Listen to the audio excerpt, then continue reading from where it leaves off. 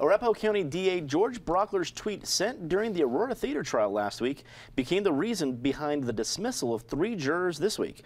Brauchler became a quick target for left-leaning media sites, possibly based on his potential as a U.S. Senate candidate next year.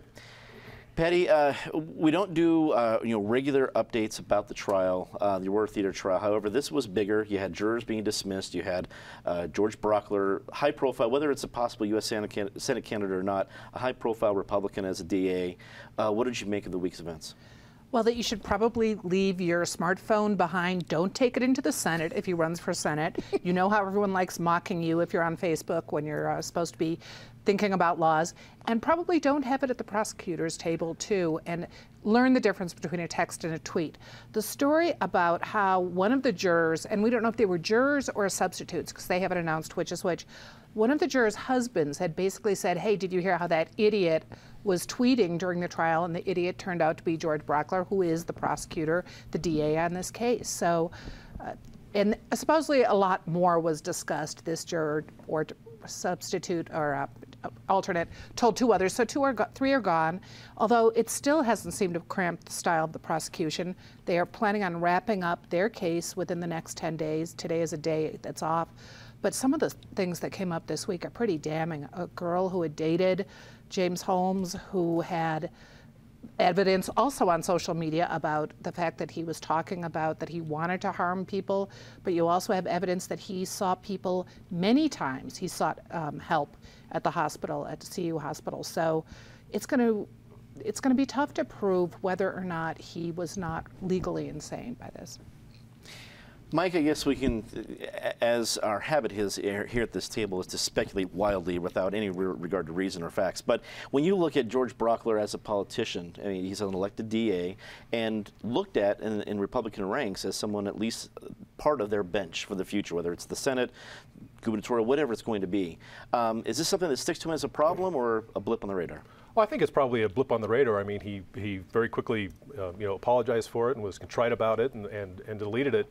I think the more interesting part of this is it shows these how bureaucracies look at their own rules versus how the real world works. And these jurors were actually dismissed for violating the judge's instructions not to consume media about the trial because they're only supposed to base their decision on the facts they hear inside the courtroom. Think about what that means for a minute. That means that you can't peruse the Denver Post website because there's going to be a headline there about Brauchler tweeting. Right? You can't watch a local news channel.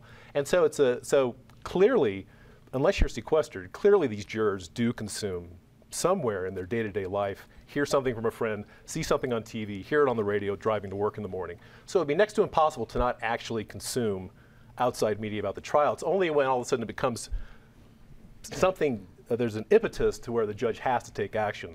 So these people are gone. That doesn't mean that the jurors aren't actually consuming that media. So it's an interesting little rule that obviously is not enforceable. Eric, what do you think? Does this stick to Brauchler? Is it a bigger issue for the trial? Does it become a subtext as we move forward past this week? Excuse me, I was just tweeting here while Patty and Mike were talking. Let me just wrap this up. No, I don't think it sticks to Brauchler. By the time George Brauchler, who's a very ambitious Republican wannabe candidate, whether it's for the Senate in 2 years or I think more likely the governor's race in 2018, but whenever that is, there are going to be so many other issues related to George Brauchler. This is a speed bump in the road. Even in that, it was certainly an ill-timed tweet. I am totally with Mike here. This notion that these jurors, if you want them to keep them from being exposed to any media, then you have to sequester them. If you're going to let them go home at night, driving rush hour traffic back and forth to the courthouse where they're listening to who knows what, they have access to all their social media channels. The notion that these people are not somehow being exposed to news and speculation about the trial, I think is ultimately naive, and I don't regard Judge Samore as naive. I think this was one that was so blatant and that they hadn't come to him that he had to take action. I think the worst thing in the world would be to be one of those jurors and have to sit through this endless trial, but not to be a juror, to be a substitute juror, where you basically give up months and months of your life, and then at the end of it, they say, "Oh, thank you very much. You know, here's money for a cup of coffee," and these other 12 people will be rendering the decision. So we don't know which jurors it was that were excused, but maybe they just were able to go home to their families and their Facebook a few months earlier. That's a good point. Mike, you've worked in communications for a long time. You worked both for John Suthers, back when he's Attorney General, and for Mark Udall. If you're in the, I'm not sure if even George Brauchler has a communications department, but if he has a communications advice person in you, how do you advise him recovering from this event? Leave the tweeting to the professionals.